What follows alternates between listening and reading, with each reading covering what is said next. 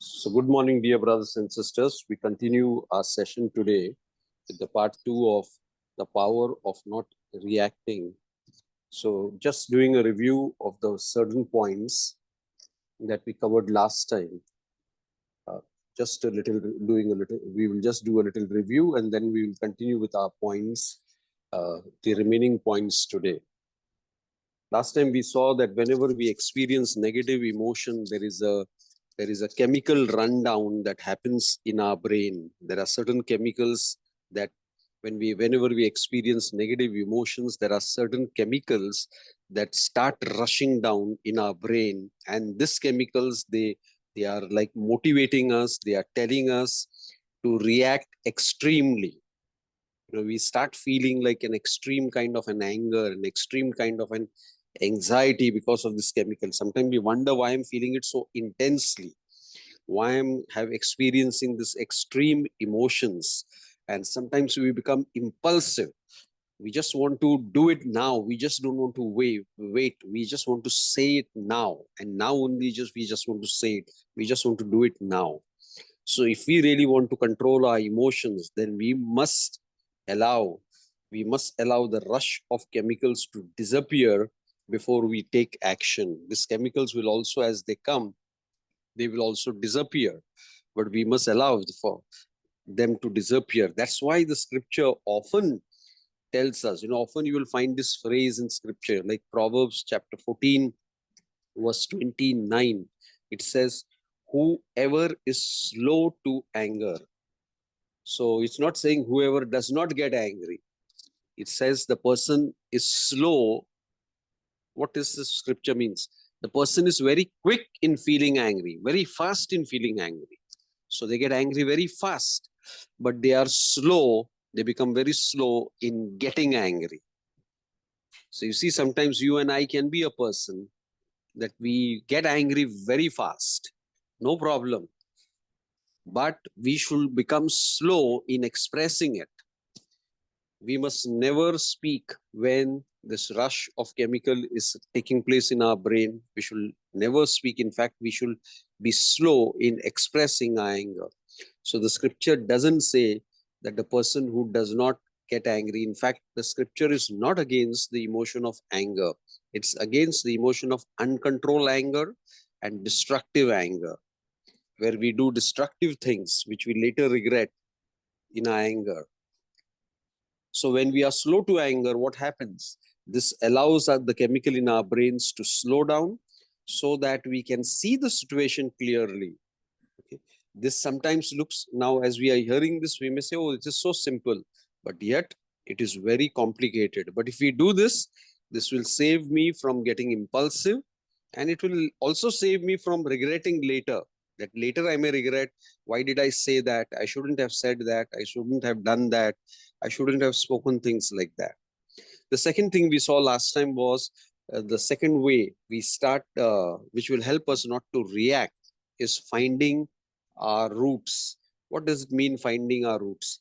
Is basically, in other words, asking myself why I'm feeling what I'm feeling. Why I'm feeling what I'm feeling. Proverbs chapter 20, verse 5 tells us the intentions of a man's heart are deep waters. The intentions, the word intention basically means here the intention of a man's heart. What does the book of Proverbs, writer of Proverbs means when he says the intentions of a man's heart, which means why we do what we do, why we feel what we feel. And many of us are not good at this particular aspect. Many of us are not good at this particular aspect of trying to find out, trying to figure out why I feel what I feel. We never ask ourselves, but oftentimes, if sometimes when we say I'm angry, instead of trying to find out why is this situation, why is this phrase that this person said, why does this behavior that the person behaves in a particular way, and why it makes me so angry. Why do I get so disturbed when a thing like that is said? What is there in those words? We never ask ourselves these questions. In fact, our questions are very superficial. We often go to who made me angry, that they said that, they did that, and that's why I got angry. Yes, that may be the reason, but we don't realize that what the person has said, what the person has done is like a trigger. It's like a trigger. The trigger has raised those emotions within me. I've found it very healthy sometimes just sitting back and reflecting upon my emotions, like why I'm so tensed. What is there in this situation that is making me so tensed? What threat I'm seeing? What danger I'm seeing? What is the danger there? Is the danger real or it is an imagined danger? Imagine means many of us, our imagination goes wild. Whenever we get anxious or fearful, our imaginations just go wild. What we start imagining? What all we imagine? And so the worst part is we start believing whatever we are feeling. We start believing whatever we are thinking rather than reflecting on it. Thinking and feelings need reflection. Whether I'm thinking correctly, what I'm feeling, why am I feeling so disturbed? It needs reflection. And that's what this will help us finding our roots. So that happens. Another example here, if you are impulsively angry about someone, about something that person said, you must ask yourself why that comment triggered such a reaction in you. So what happens when this habit, when we start doing these things, it changes our perspective. How? By helping you to step back. You step back and you have a look at your feelings. And you start processing your feelings. You start analyzing your feelings. And then not only it helps you to change your perspective, but it helps you to gain control. Okay? It helps you to gain emotional control by finding out what is really causing this emotion. Because once you find out the root cause, then you can face the actual problem. I've used the word here actual problem. Why? Sometimes the actual problem is something, and what you are feeling about the problem, okay, what you are feeling about the problem is something. Let me give an example. Quite a number of times I hear people telling me, I've got a lot of problems in my life. I'm going through a lot of suffering in my life. So, and I most of the time I will like them to have a clarity about when they say a lot of problem, whether the problem is a lot or whether the problem is one. And so they will share one problem. So I ask them, yes, what else you are going through? So they will say, no, only this problem. I said, told me right now, see what your feelings are telling you. You've got a lot of problems and you just told me one. Is only having one problem, having a lot of problems? Yeah, that one problem may be creating a lot of problems for you. But see what your brain has told you. You've got a lot of problems and you have only one. Maybe the relationship with children are strained, or relationship with your spouse is strained, or maybe somewhere in the office, in your workplace. It's only one. But that's why I said our imaginations go wild. And now your brain has started telling you have got lots. And the worst part is you're believing what your mind is telling you. That's the worst part to do, to believe all the time what your mind tells you. How do we believe? We start acting like that.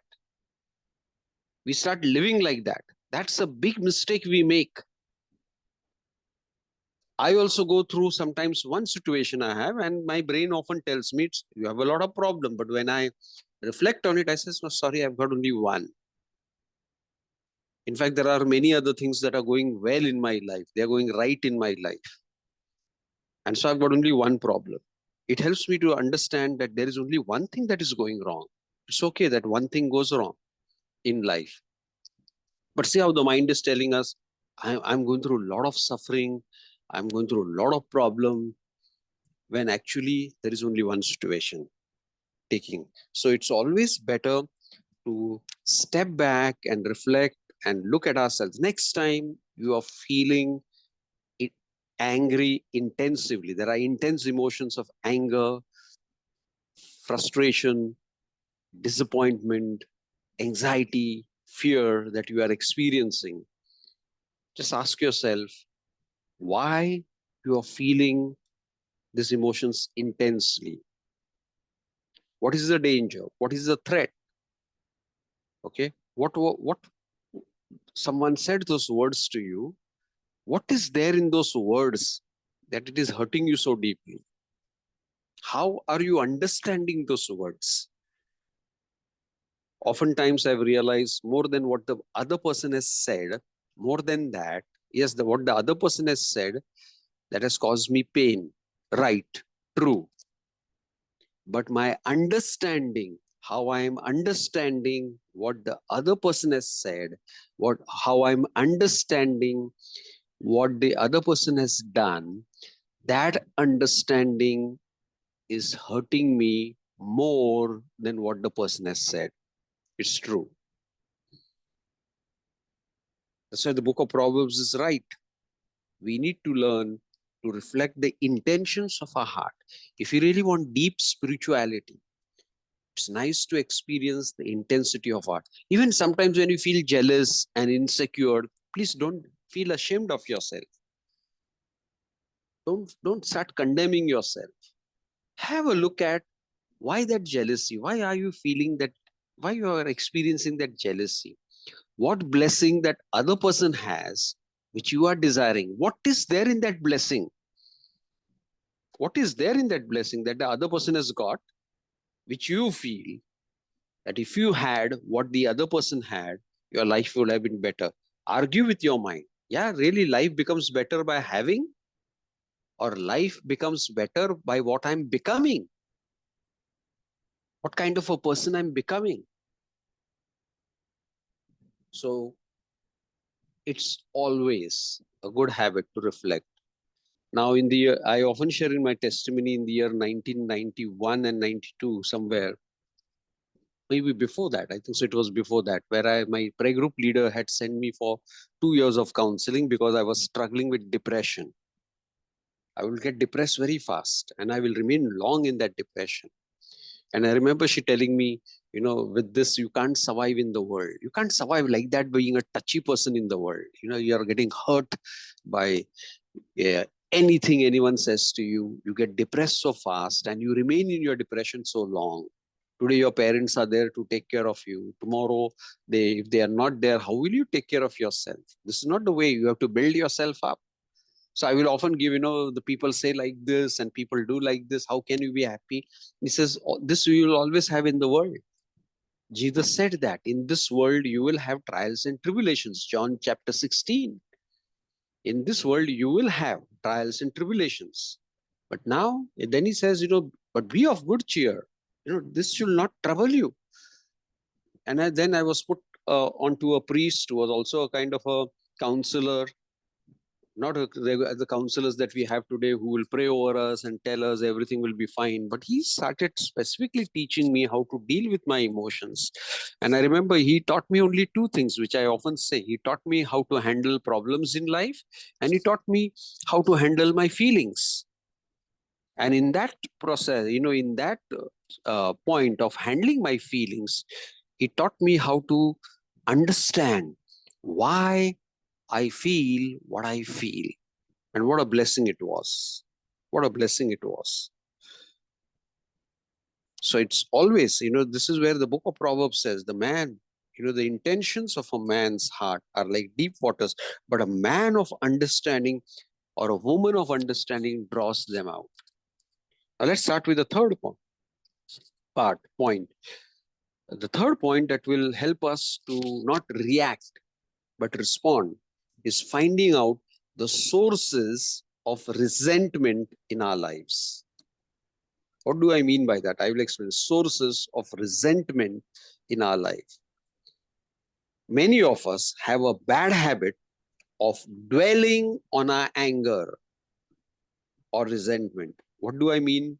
We dwell, you see someone makes you angry and you feel intensely angry.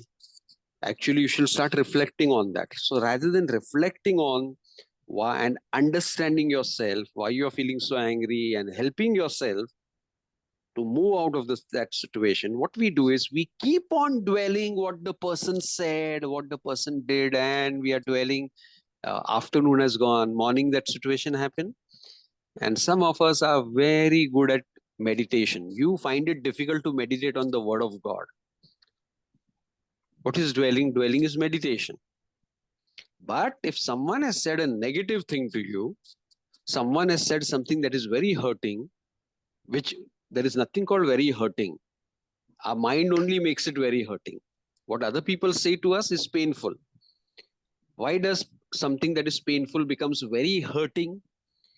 It's how my mind has understood it, how I am understanding it.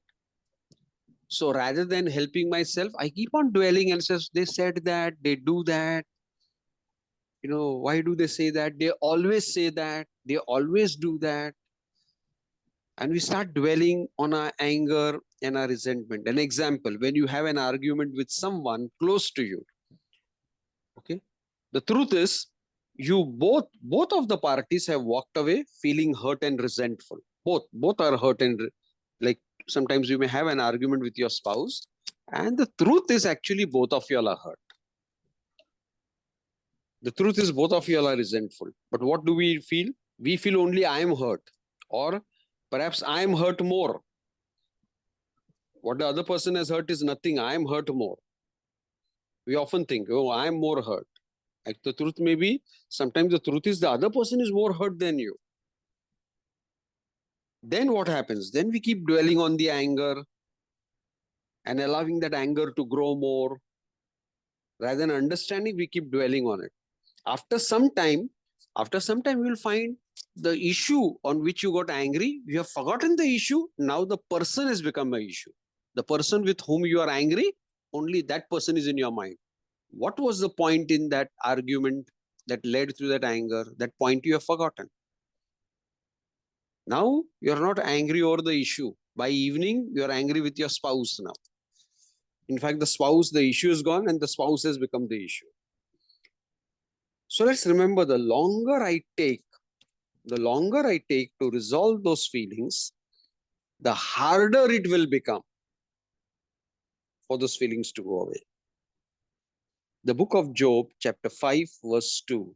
Book of Job, chapter 5, verse 2 says, resentment kills a fool. Look at this. Resentment it will kill, which means when you remain in resentment, when you remain in anger, you have started dying. You will enjoy nothing. Dying simply doesn't mean physical death. Huh? Dying simply means now, even if good things are happening in your life, you won't enjoy them. Why? You're dwelling on your anger. You go for a holiday to the most wonderful place on the earth. But on that holiday also, you are dwelling on your anger. That holiday is also spoiled. Who is spoiling it? You are actually spoiling it. Don't blame anyone. Please don't say you spoiled my holiday. You spoiled. No one has the power to spoil any holiday, any day in our life. It is we who spoil it. I've realized that. We who spoil it. Our holiday. You remember Brother Chryson was giving the session where he had gone to Thailand for a holiday, and that mobile he lost, which later, and then when he came out of the water, he lost it in the water when he had gone for diving, and he lost it there. And when he came out of the water, he realized now the holiday can be spoiled. How? He can keep on dwelling on that loss, or he can tell his mind, it's gone, is gone. I've got 4 or 5 days of holidays more. Let me enjoy them. Now, some of us, that's not easy. Yes, who told you it's easy? But if you don't train your brain to do that, okay, you will never find it easy. So keep that in mind. It will kill you. You'll never enjoy it. It says, resentment kills a fool and envy slays the simple. Envy means I'm really envying what the other person has. I wish I had that. It slays the simple. So next time when you are sad, next time when you are embarrassed, next time when you are fearful, next time when you are angry, don't ignore those feelings. Resolve them. How? The second point that I said, reflect on them, understand yourself, change your perspective. So that's the third point. Find out the sources of resentment. Stop dwelling on your feelings. The fourth point that will help us not to react, okay, but to respond in our life is whenever we feel the negative emotions, try and name your emotions. It's naming your emotions. Name them. What do you name them? Sometimes I found myself only that I'm feeling very bad. I'm feeling very bad. And so I ask myself, Victor, what you're feeling? I'm feeling very bad. Now, the word bad is a general term. What are you feeling bad about? What does that bad, what can you name that bad feeling? And sometimes some of us even find it difficult to understand what we are feeling. Sometimes it can happen. Some of us are all the time mother of sorrows. All the time you are sad, you are dwelling on, all the time you are dwelling on the one thing you don't have in your life. All the time you are dwelling on the one thing that is going wrong in your life. Our brain has got a habit. We never keep a track of all the good things in our life, but we always keep a track. We always keep a remembrance of what we are lacking in our life. And as a result, when we ask ourselves, what are you feeling? And we say, we are so confused. We are confused. We find it difficult to understand our own self. So we often fail to control our emotions because we don't know what we are feeling. All we can know is there are intense negative thoughts that are going in my mind, and there are intense negative feelings that are going in my mind. Our emotions feel frustrating, so we tend to go for immediate relief rather than trying to understand ourselves. What do I mean by we tend to go for immediate relief? I know sometimes it happens in our home that, in my own family, we all feel that, we all say, oh, I'm so bored. I'm so bored. Let's go to the mall. But, I stop there and I say, hello, every time you feel bored, you can't go to the mall. Let's look at what is making us bored. And then I get my family into understanding of, we start a discussion of what is going on in our life. Then we understand how that thing is affecting us. And then we try to understand how we have allowed that thing, because nothing can bore you. Just imagine your own company. You don't enjoy your own company. You're not happy with being with your own self. That you need to always entertain yourself. And as we start naming our emotions, as we start understanding why we are feeling what we are feeling, we immediately, by the time we discuss, 10-15 minutes have gone. In fact, we feel relieved. We feel more close to each other. And then, of course, we go down for a walk. What we need is not a mall. We just need a walk down. I just need to go down. Maybe, being in the house sometimes. But we can make you bored. Yes, we just go down for a walk. So the next time you are feeling something, ask yourself, what are you feeling? Ask yourself, am I angry? Am I sad? Am I impatient or embarrassed? Am I feeling fear? What am I feeling? Am I feeling anxious? And then, of course, why I'm feeling that? Why am I feeling? Once you put a name on your emotions, they become simple, they become simpler, they become smaller, and they become easy to understand. So let me give you some of the emotions, how to understand them. Whenever you are feeling fear, fear is always, God has given us the emotion of fear because fear alerts us to danger. Whenever my mind sees any danger, I feel fear. That's why you must ask yourself when you're feeling, what is the danger in that situation? What is the threat in that situation? When we feel anxious or worried, anxiety and worries about uncertainty. What do you mean by uncertainty? I want something actually. Take, for example, someone says, I'm worried, I'm going for an interview. I'm worried. Worried about what? So I said, worried about what? What if the interview doesn't get well? So I said, what will happen if the interview doesn't get well? What will happen? Person says, oh, I will not get that job. Does it mean you will never get a job? Or you will not only get that job? No, but I want that job only. Okay, what is there in that job? Oh, the company is so big, the company is so nice. Today, tell me which company is secured. You don't know when the company will shut down. In fact, today you don't know you will be working and when the company will lay you off. Nothing is of certain. But when you get into sudden, and by the time I've sometimes helped people, says, okay, what is there in that job that you want that job only, you don't want any other job? And then the person starts talking in that job, and by the end, the person says, oh, what all my mind is thinking. And of course, the person smiles. I says, you go in confidence and give the interview, do whatever you can. You can only control the interview. You can't control what will be the result of the interview. Don't try to control the result of the interview. Just focus on giving a good interview. So understanding, naming your emotions and understanding your emotions. The fifth point, if we are not to react, the fifth thing that we need to do, if we have to become people who don't react, is we have to learn to manage our stress. Now, this is a big topic in itself, how to manage our stress, but I want to make it a little simpler.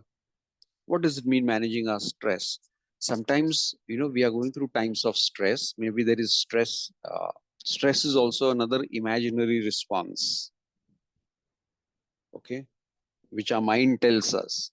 And we become stressful. And when you become stressful, your condition is like a pressure cooker. Just imagine a pressure cooker in your mind. You put something to cook on the gas and you're cooking it in the cooker. What happens? The pressure keeps on building in the cooker and the whistle suddenly goes off. And of course, after 3 whistles, the thing is cooked. The same thing happens with us. Sometimes we are thinking, and building the stress, thinking about that problem so much that the stress is building, the stress is building, the stress is building. I remember the other day, there was a group of 2, 3 teachers whom I met at a prayer meeting, and all 3 of them were very stressful. So this is, brother, just pray. We are very stressful. I said, stressful about what? Tomorrow, our principal is going to check our books. I said, okay, check our books what? He says, we have just, prepared the report cards and all the details of the exams that are just over. We have just written it down. I said, okay, you've written it down. So what he's going to do? He's going to check it. I said, that's a normal procedure. So what is stressful about that? We hope we have not made any mistakes.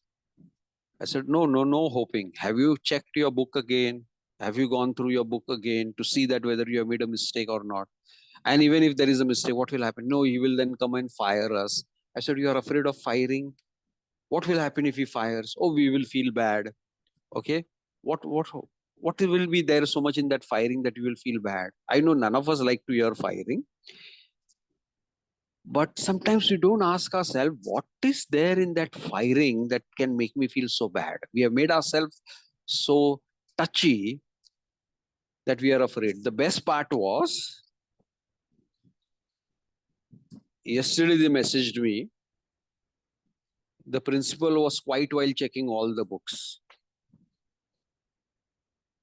But 1 week, these people were stressed about this topic. The father is going to check the book. The father is going to check the book. And they were stressful. I said, you spoiled 7 days of your life by just dwelling on that one thing. Sometimes we have to learn to manage our stress. Why? Stress has a significant effect on our emotional state. When you are stressful, you can become angry, you can become depressed, you can become sad. Because when you are stressed, your patience is worn out. When you are stressed, it will feel like the world is crashing down all around you. Everything is bad in the world. You feel like the whole world is crashing around. When you are stressed, even the minor things trigger extreme emotional outburst. Even a little thing irritates you. You start shouting and screaming. And you say things and you do things that you later regret. Any type of stress can affect you emotionally. So make it a habit. Make it a habit of releasing your stress. Jesus gives us a nice advice of how to handle stress. The advice is given in the Gospel of Matthew, chapter 6, verse 34, where Jesus says, therefore, do not worry about tomorrow. He doesn't say, do not worry about today, what is happening. He says, tomorrow. What is tomorrow? There is some problem that is going to take place tomorrow. So you should get up tomorrow morning and think about how to handle the problem. Let not the problem of tomorrow spoil your day today. Now, this is not easy to practice. Okay, this is not easy to practice. But if we train our brain to do that, where we keep on saying, no, I am going to enjoy today, this is tomorrow. Every week, this is something that I practice daily. Do not worry about tomorrow. Every day I've got some talk. And sometimes, it can be a little taxing. Now, in the coming weekend, we have got a growth retreat. Saturday, Sunday. I've got 4 or 5 sessions at the growth retreat. In fact, I'm one of the main speakers at the retreat, where I'm going to talk about the 3 stages of spiritual growth according to the saints, and how God takes us from one stage to another stage. A little complex topic, so that we understand which stage we are. We understand how we can move to the next stage of spiritual growth. I'll tell you, I've got that topic on Saturday, but any time that topic comes in my mind, you got 5 talks this weekend. I'll tell you, in my mind, it says, oh, am I ready with it? 5 hours of talk. 5 talks means 5 hours of preaching. What will I talk in those 5 hours? You know what I tell my brain? I am going to think about those 5 talks. I'm prepared with it. I'm prepared with it. I tell my brain, I'm ready with my material. I'm ready with my content. I always believe in preparing. I always believe. I really feel sad for those preachers who don't prepare.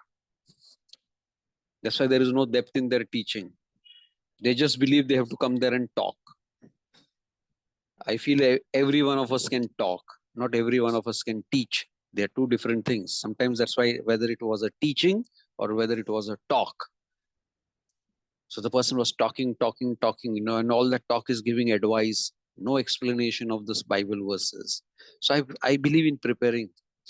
So I told my brain, you are ready. And to convince my brain, I went through the notes. My notes are there in my mobile. I said, see, those notes are there. And then I said, not only those notes are there, but you are ready. So now think about it Friday evening. Why? Before Friday, you have got another 5 sessions this week in the evenings, starting from yesterday, Monday to the next Friday. Every evening you have got a talk. And today I'm thinking about the talk I'm doing right now. And I'm thinking about a talk that I have to do today evening in another prayer group. Tomorrow I will think about, morning when I get up, I'll think about that talk. Thursday, I'll think about another talk that I have. I've really taught myself this art of what are the problems I'm having today. And even in today, when I often say there is some problem that is I'm going to have in the evening. But what problem do I have that I need to attend in the morning? So there is no point of thinking about a problem evening that is going to happen in the evening. No point in thinking about it in the morning. So I says, now do I have any problem now? And I always also, when I'm troubled, I also tell my brain, how can I prepare for that problem? Rather than, oh, it should not happen. It should not happen. No. Tell your mind, how can I prepare myself mentally that if that happens, if that really happens, what I don't want to happen, okay? What I don't want to happen, I do that exercise with myself. Okay, I don't want this to happen. I don't want my principal to fire me. How then I try to prepare myself asking, how can I prepare myself to accept that firing? And I'll tell you most of the time, I've told myself, okay, when he's firing me, I will try to find out what is the correction is giving me because correction is needed. I need to improve. And I will not take it personally. I'll tell myself I'm not taking it personally. You know, when you're preparing your mind, you'll often find when you're preparing your mind for the problem that is going to come, it's called, in psychology, they call it a skill of anticipation. Means you anticipate problem. This is going to happen. So when you prepare your mind, when this happens, what will I do? What will I say? What should I avoid? Rather than, you know, what many of us do, instead of anticipating and asking myself, how should I behave? What should I do? How I need to not take it too personally.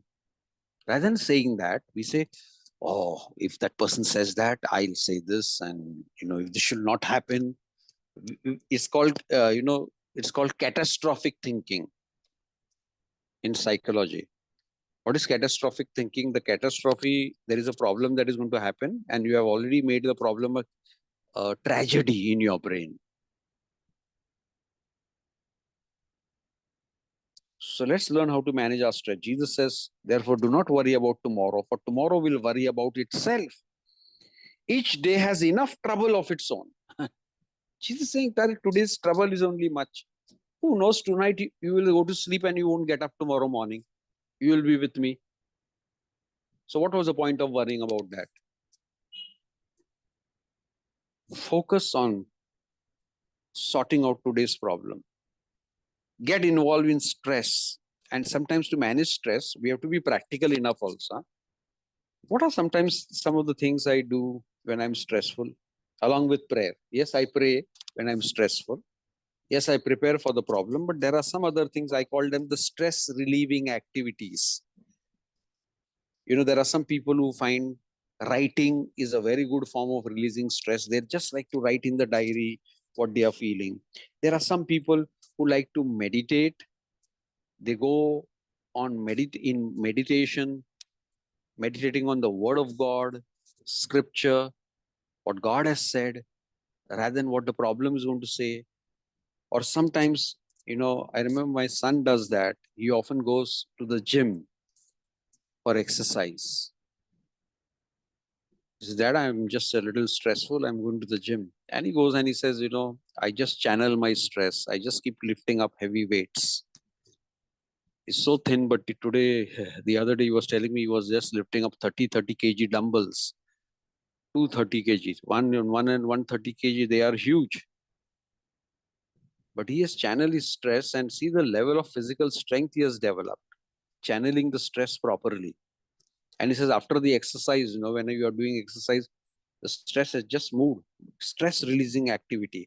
You have to find out what can be your stress relieving activity. You have to find out for your own. So involvement in any kind of these activities can help you reduce your stress levels. And that will help you to process your emotions, understand what you feel, and control your emotions. The sixth point, opportunities for expression. Find out opportunities to express your emotions. What do I mean by that?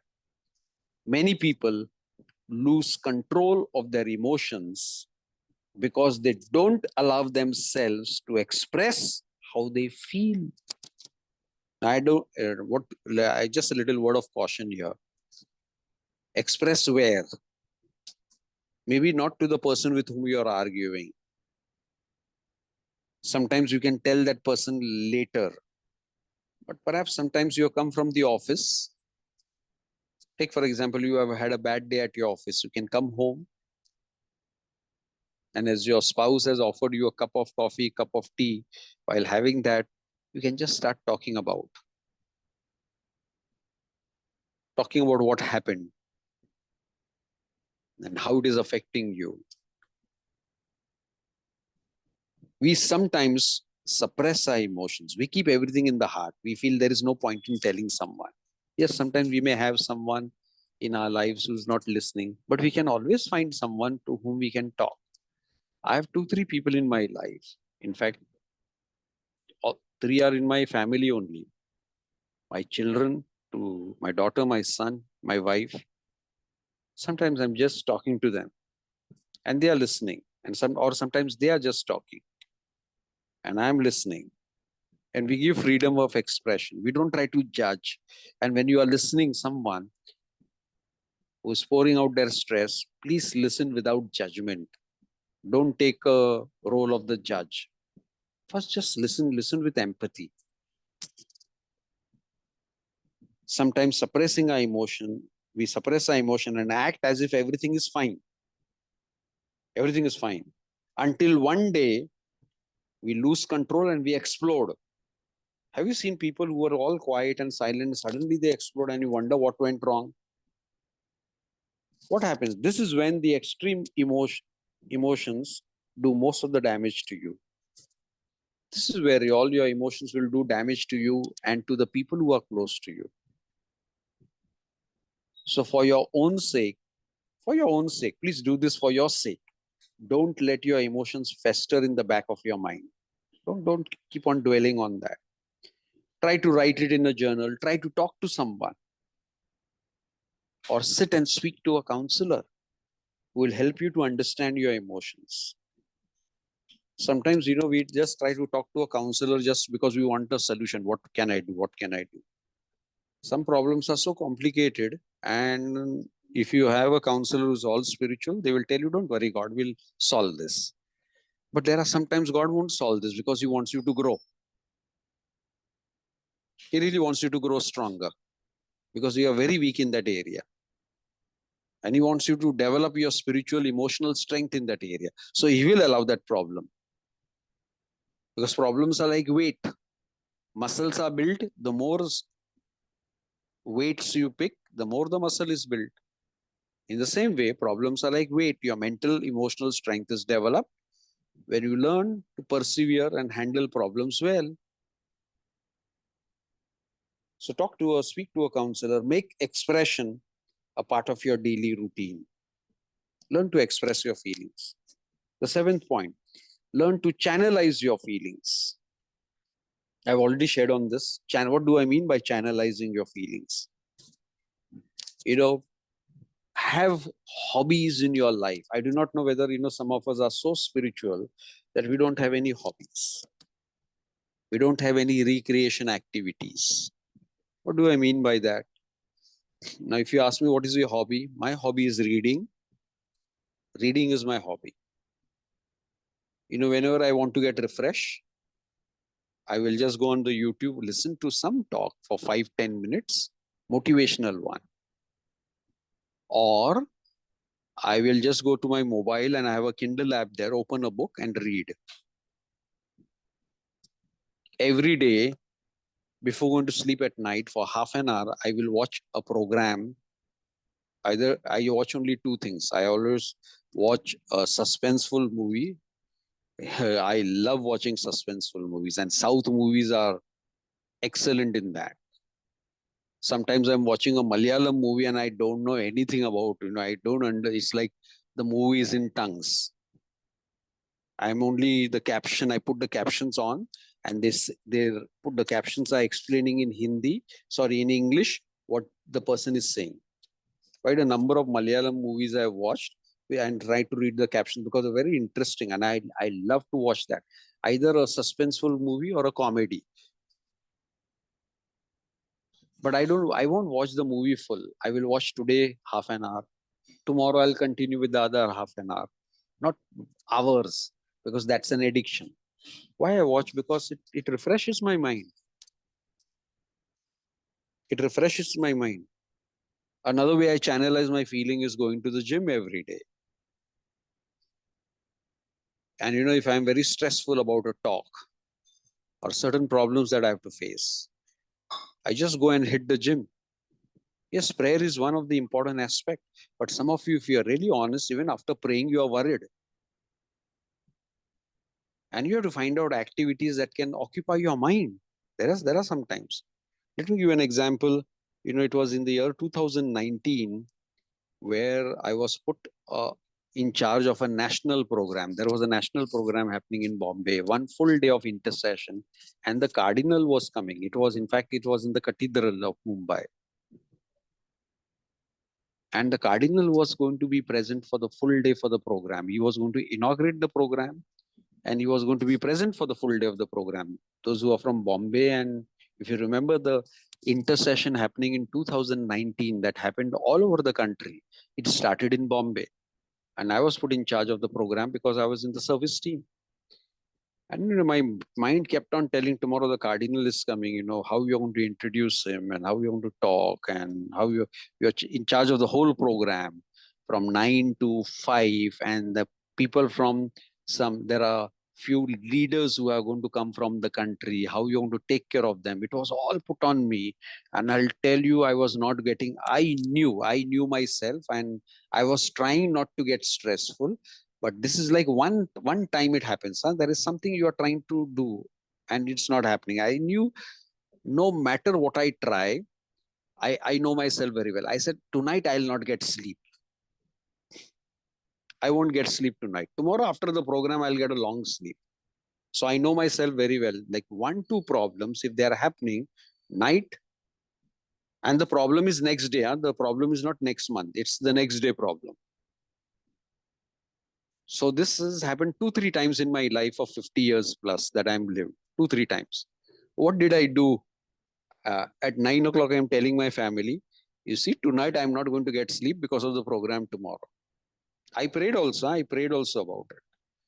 And this is rarely that happens in your life, even after you have prayed so much, still your mind is tensed.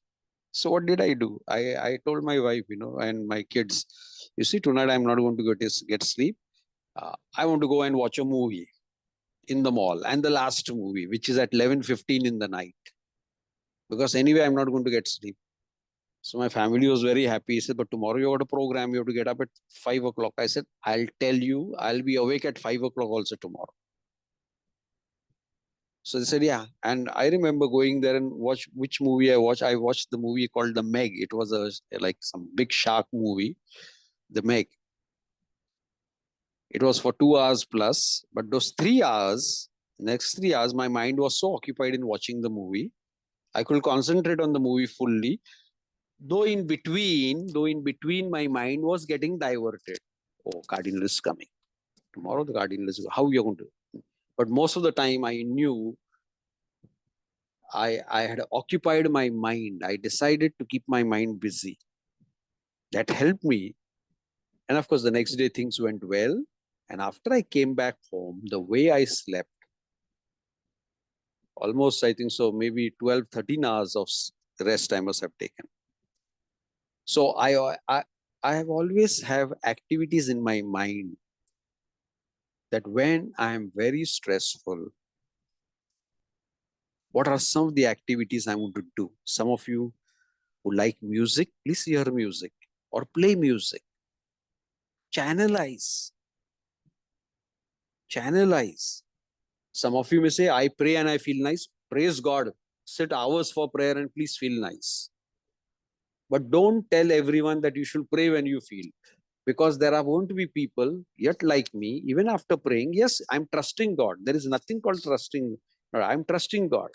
But that problem, there is going to be that one problem that is always going to eat up your mind till you don't resolve it. One situation. This, there are not every day, it doesn't happen. Once a while, as I told you, it has happened only 3 times in my life like this.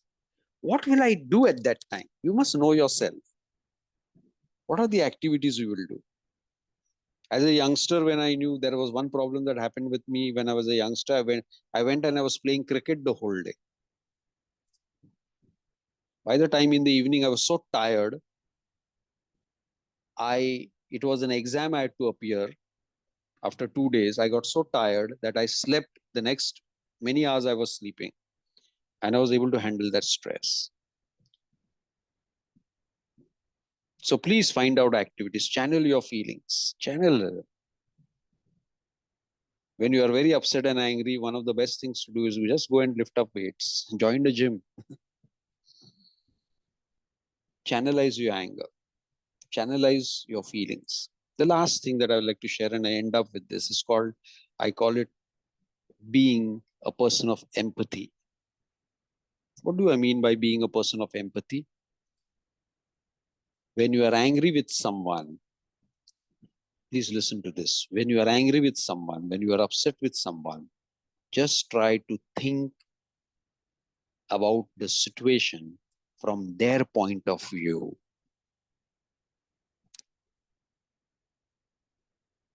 Try to think about the situation from their point of view.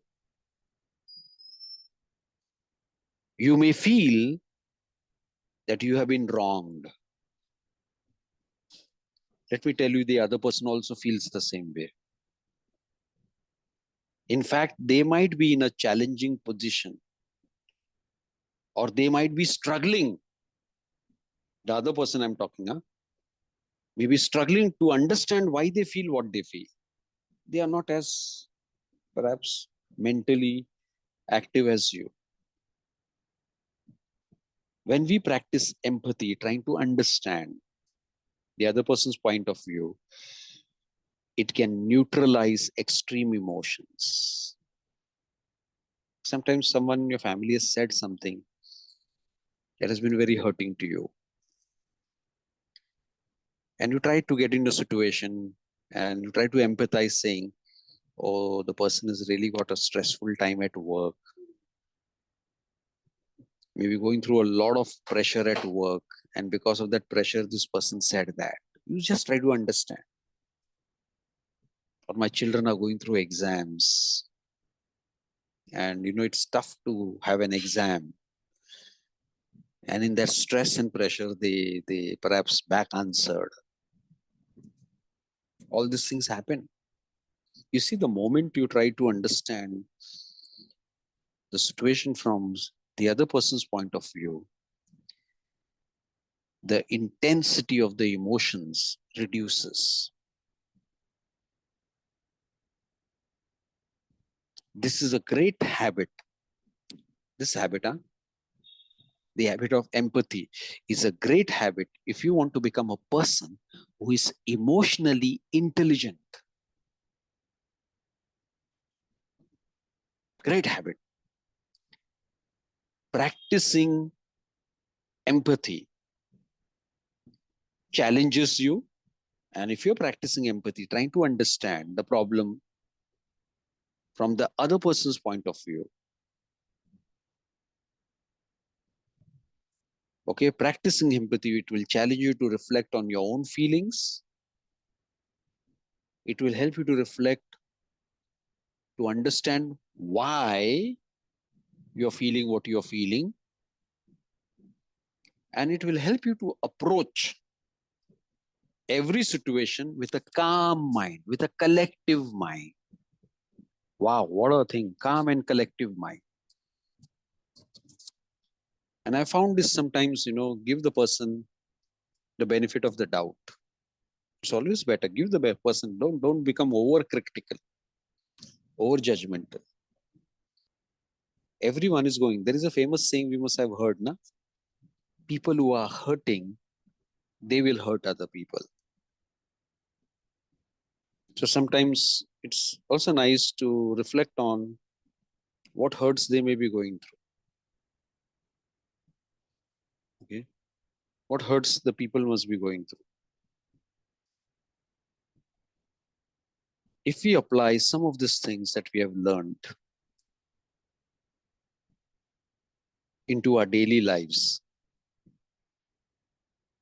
you see, we will learn not to react in life. We will learn what God wants us to do, to respond.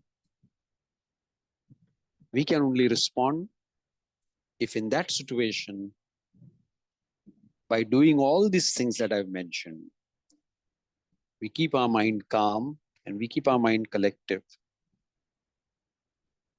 We can really be in control of what we are going to say, what we are going to do with those negative feelings inside.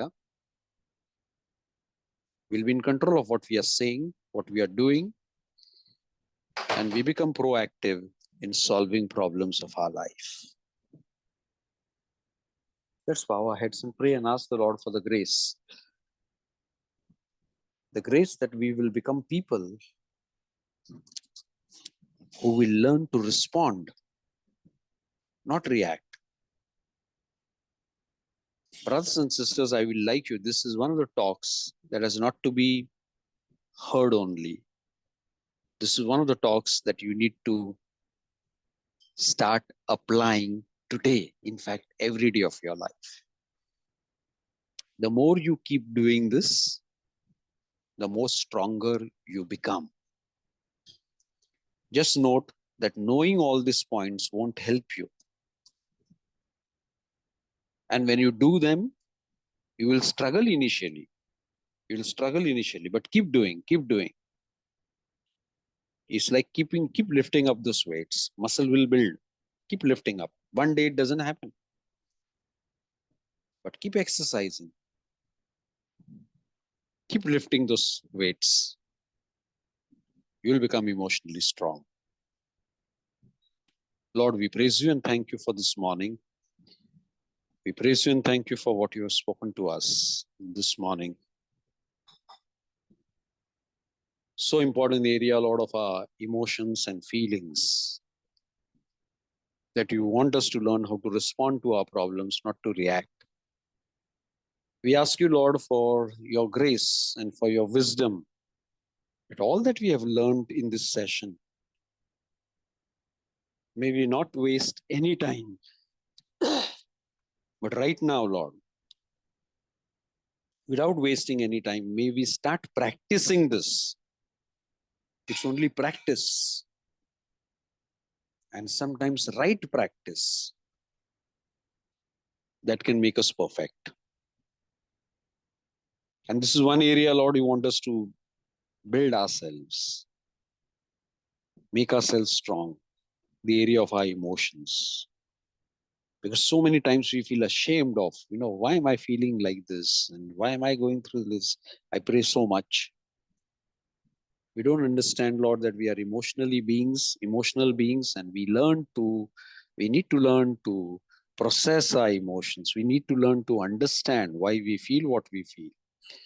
We need to develop a calm and a collective mind in every situation so that we are focused on the solutions, how we are going to handle the problem, how we are going to deal with the problem, how we are going to respond to the problem, rather than reacting. May we apply all these principles that we have learned so that we become people who will respond, not react. In Jesus' name we pray. Amen. Amen. Amen. Amen.